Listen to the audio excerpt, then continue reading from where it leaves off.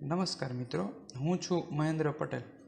આજે રોજમેડની અંદર પાર્ટ 2 એટલે કે તમને રોજમેડ ખરીદો છો તો તમને વોટ્સઅપની અંદર આવી રીતે ફાઇલો મળશે અને આવી રીતે એક મેસેજ મળશે, જેની અંદર આપણી આ સરળ રોજમેડ જીપ ફાઇલ છે એ મેઇન છે આપણું સોફ્ટવેર।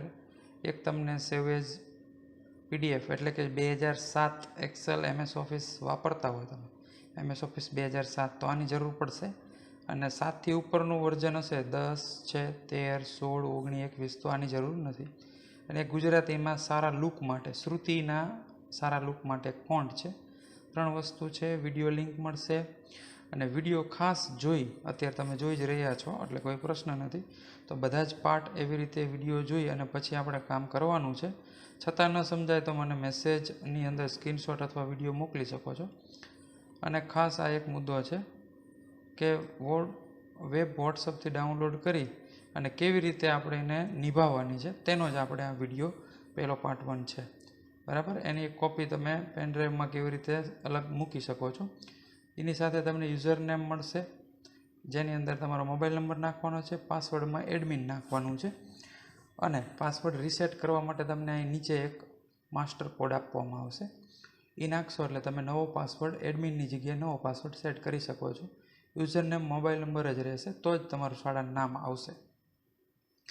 હવે આપણે ફાઇલ આવી રીતે તમને મળે એટલે સૌથી પહેલાં તમારે ત્રણેય ફાઇલ છે એ ડાઉનલોડ કરી લેવાની છે।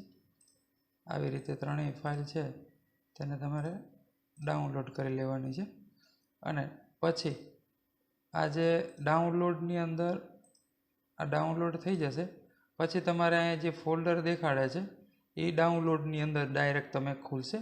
એટલે આવી રીતે તમે ખોલશો એટલે ડાઉનલોડમાં આવી રીતે તમને મળી જશે। હવે આ જે 3 ફાઇલ છે એને તમારે અહીંથી આમ સિલેક્ટ કરી અને કોપી કરી લો અથવા કટ કરી લો અને તમારી કોઈ પણ એક ડ્રાઈવમાં જતું રહેવાનું છે। ડેસ્કટોપ ઉપર કામ કરવાનું નથી, સી ડ્રાઈવમાં ડાઉનલોડ ફોલ્ડરમાં કે ક્યાંય ડોક્યુમેન્ટમાં કામ કરવાનું નથી। ડીની અંદર જઈ આપણે એક આવું અહીં જો મેં રોજમેડ ફોલ્ડર બનાવ્યું છે એવી રીતે એક તમારા ફોલ્ડર બનાવીને એમાં બધી ફાઇલો મૂકી દેવાની છે। અથવા તો તમે વધારે એવું કરી શકો કે અહીંયા આપણે મેઇન કોપી આવું લખી અને તમે આ ત્રણેયને તમે એની અંદર મૂકી દો, બરાબર। ડી ડ્રાઈવની અંદર રોજમેડનું ફોલ્ડર બનાવી મેઇન કોપીની અંદર આપણે ત્રણેય મૂકી દીધા। પછી આ જે છે એને ડબલ ક્લિક કરી ઇન્સ્ટોલ કરી લેવાનું છે।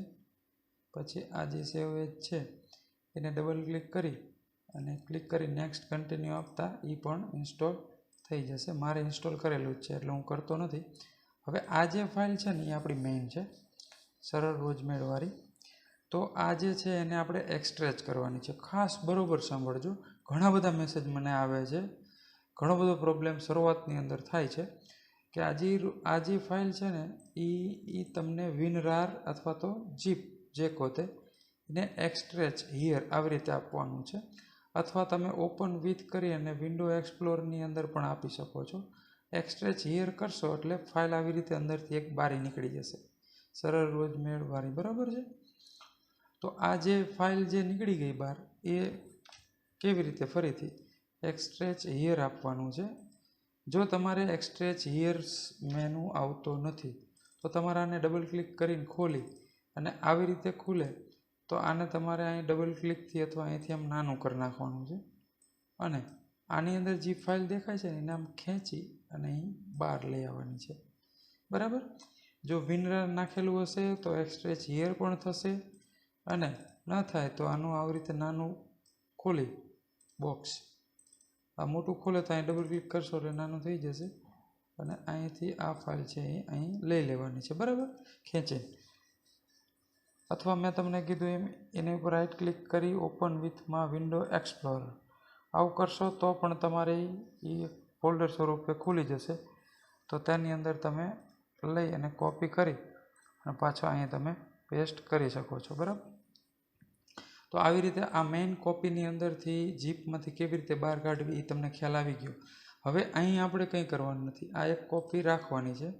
કોપી કરી શેની કોપી કરી આપણે આ જે ફાઇલ છે એની કોપી કરી રોજમેડ ફોલ્ડરની અંદર માની લો કે તમારે PFMS લખવું છે, આપણે બધા જ રોજમેડ આની અંદર લખાશે PFMS 2000 23 આવું ફોલ્ડર એની બાજુમાં જ આપણે બનાવી દીધું મેઇન કોપીની બાજુમાં, અને એમાં એક કોપી આપણે લઈ આવશું. બરાબર. હવે આ જે ફાઇલ છે એનું નામ બદલાવવાની જરૂર નથી. બદલાવવું હોય તો તમારી રીતે PFMS એવું રાખી શકો. હવે ફાઇલ માની લો કે તમને એમ થયું મારે એજ્યુકેશનનું કંઈક બનાવવું છે એકાઉન્ટ રોજમેડ, તો અહીં તમારે એજ્યુકેશન બરાબર અને વર્ષ લખી દઈએ. માની લો જૂનું ઓડિટ આવતું હોય તો 2019-20 છે, અથવા અત્યારે ચાલુ વર્ષનું બનાવતા હોય તો 2023-24 આવું બનાવી દેવાનું. અને મેઇન કોપીમાં જઈ આપણું GI સરળ રોજમેડની બહાર જીપ સિવાયની બહાર કાઢેલી ફાઇલ છે ને એની કોપી કરી અને આપણે એજ્યુકેશનમાં લઈ આવવાની. તો આવી રીતે તમારે જે પણ પાછું ન્યૂ ફોલ્ડર બનાવી તમે પ્રિન્સિપલ એકાઉન્ટ છે કે આવતા વર્ષની અંદર પછી PFMS 24-25 આવે, તો આવી રીતે ખ્યાલ આવી ગયો તમને. મેઇન કોપીમાં તો એક રાખવાની જ છે, એની અંદર આપણે લખવાનું નથી.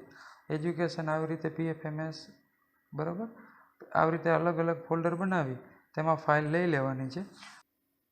આવી રીતે ફાઇલ તમારી ઓપન થઈ જશે. બરાબર.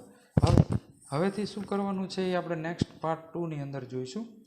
તો પહેલી વખત વિડીયોની અંદર હોય તો ચેનલ સબસ્ક્રાઈબ કરી લેજો, કારણ કે આપણે ઘણા અવારનવાર નવા વિડીયો ડિજિટલ શાળાની અંદર મૂકતા હોઈએ છીએ. તો ખાસ તમે ચેનલને સબસ્ક્રાઈબ કરી લેજો. વિડીયો ગમે લાઈક કરજો, શેર કરજો. અસ્તુ.